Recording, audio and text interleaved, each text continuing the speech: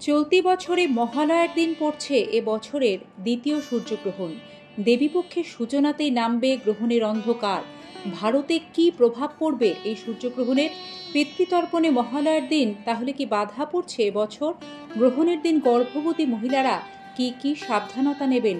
গৃহস্থের কল্যাণে কোন কাজগুলি মহালয়ার দিন অবশ্যই পালন করতে হবে, আর ভুলেও যে কাজগুলি মহালয়া, অমাবস্যা ও সূর্যগ্রহণের মধ্যে করবেন না? মহিলারা কি পারবেন পিতৃতর্পণ করতে? গ্রহণের সূতককাল কতক্ষণ থাকবে ভারতে? আসুন জেনে নিই বিস্তারিত। সম্মানীয় দর্শক শ্রোতা বন্ধু, সিংহরায় ডোরবেলের নতুন একটি পর্বে আপনাদের সকলকে জানাই সুস্বাগতম। হিন্দু ধর্ম অনুসারে সূর্যগ্রহণ ও চন্দ্রগ্রহণ হল অত্যন্ত গুরুত্বপূর্ণ মহাজাগতিক ঘটনা। গ্রহণের দিনে কিছু বিশেষ বিধি আচার মেনে চলার প্রথা শাস্ত্রে বিধান রয়েছে। এবছরে মোট 5টি গ্রহণ হবে।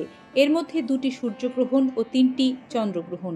এই 5 গ্রহণের মধ্যে একটি সূর্য ও একটি চন্দ্রগ্রহণ হয়েছে এর মধ্যেই। যে পরবর্তী সূর্যগ্রহণ হতে চলেছে তা আগামী 2রা অক্টোবর। সেদিন আবার মহালয়া, যা সর্বপিতৃ অমাবস্যা। প্রতি বছর আশ্বিন মাসের অমাবস্যা তিথিতে পালিত হয় মহালয়া। হিন্দু ধর্মাবলম্বীদের কাছে মহালয়া তিথি বিশেষ গুরুত্বপূর্ণ। এই দিনে পিতৃতর্পণ করার প্রথা প্রচলিত আছে, সেই কারণে একে সর্বপিতৃ অমাবস্যাও বলা হয়ে থাকে। প্রয়াত পূর্বপুরুষদের উদ্দেশ্যে এদিন জল দেওয়া হয় ও তর্পণ করা হয়।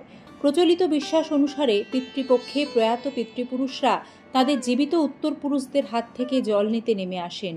মহালয়ার দিন তারা জল পেয়ে তুষ্ট হয়ে ফিরে যান। প্রয়াত পিতৃপুরুষদের এদিন বিদায় জানানো হয় বলে সারা বছরের মধ্যে এই সর্বপিতৃ অমাবস্যা অত্যন্ত গুরুত্বপূর্ণ। 2রা অক্টোবর কন্যা রাশি ও হস্তা নক্ষত্রে এই সূর্যগ্রহণ হবে। সেদিন চাঁদ, বুধ ও কেতু সূর্যের সঙ্গে অবস্থান করবে, যার ফলে বিভিন্ন রাশির জাতকদের ওপর কিন্তু নানা প্রভাব পড়বে। এখন প্রশ্ন হলো, গ্রহণের কারণে মহালয়ায় পিতৃতর্পণে কি বাধা পড়বে? আসুন জেনে নিই। এ বছরে মহালয়ার দিন সূর্যগ্রহণ শুরু হবে আগামী 2রা অক্টোবর 2024 বুধবার রাত 9:13 এবং গ্রহণ ছেড়ে যাবে রাত 3:17। গ্রহণ স্থায়ী হবে 6 ঘন্টা 4 মিনিট। যেহেতু মহালয়ার যাবতীয় পিতৃতর্পণের আচার ভোরবেলা বা সকালেই সম্পূর্ণ হয়ে যাবে, তাই রাতের বেলা গ্রহণ লাগায় তার প্রভাব তর্পণের কাজে পড়বে না।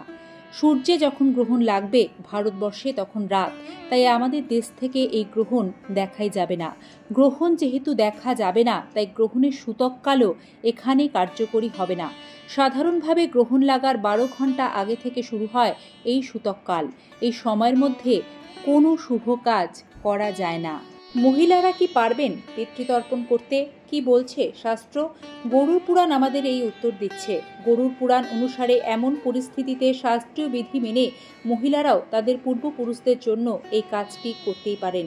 গরুর পুরাণে স্পষ্টভাবে উল্লেখ আছে যে ব্যক্তির কোনো পুত্র সন্তান নেই কিন্তু কন্যা সন্তান আছে, এমন পরিস্থিতিতে শাস্ত্রীয় বিধি মেনে পিতৃপুরুষের জন্য তর্পণ ও পিণ্ডদান করলে সে পিতৃপুরুষের আশীর্বাদ লাভ করতে পারবে। গরুর পুরাণে আরও বলা হয়েছে পুত্রবধূ এবং স্ত্রীও এই কাজটি করতে পারবেন। প্রচলিত বিশ্বাস অনুসারে সূর্যগ্রহণের সময় গর্ভবতী মহিলাদের ক্ষেত্রে বেশ কিছু বিধিনিষেধ থাকে। মনে করা হয় সূর্য ও চন্দ্রগ্রহণের প্রভাব আমাদের শরীর স্বাস্থ্যের ওপর পড়ে, তাই অন্তঃসত্ত্বাদের একটু বিশেষ খেয়াল রাখতে হয় এই গ্রহণের সময়।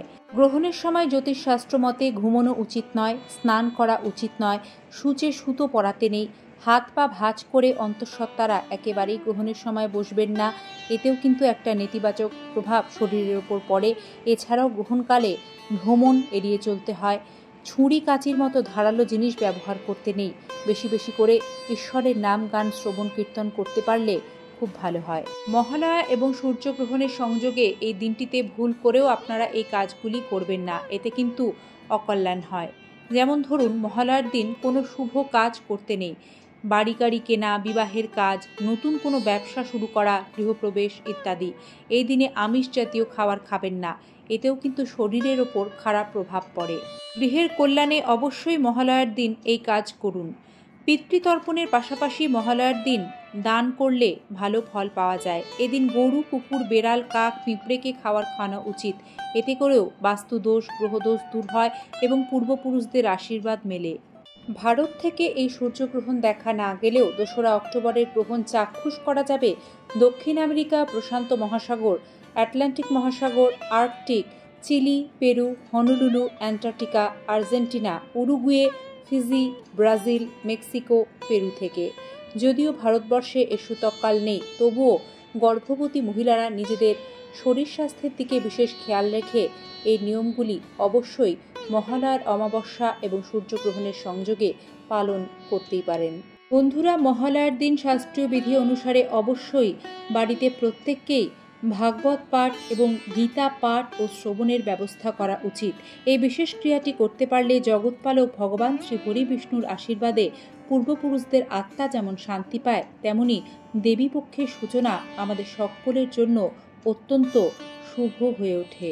মহালয়ার অগ্রিম শুভেচ্ছা আপনাদের সকলকে। ভিডিওটি এতটা সময় ধৈর্য ধরে শোনার জন্য এবং দেখার জন্য আন্তরিক ধন্যবাদ। এমনই সনাতনী বার্তা আগামী পর্বেও হাজির করব। সে পর্যন্ত সকলেই নিজেদের খেয়াল রাখবেন, এভাবেই উৎসাহ প্রদান করবেন।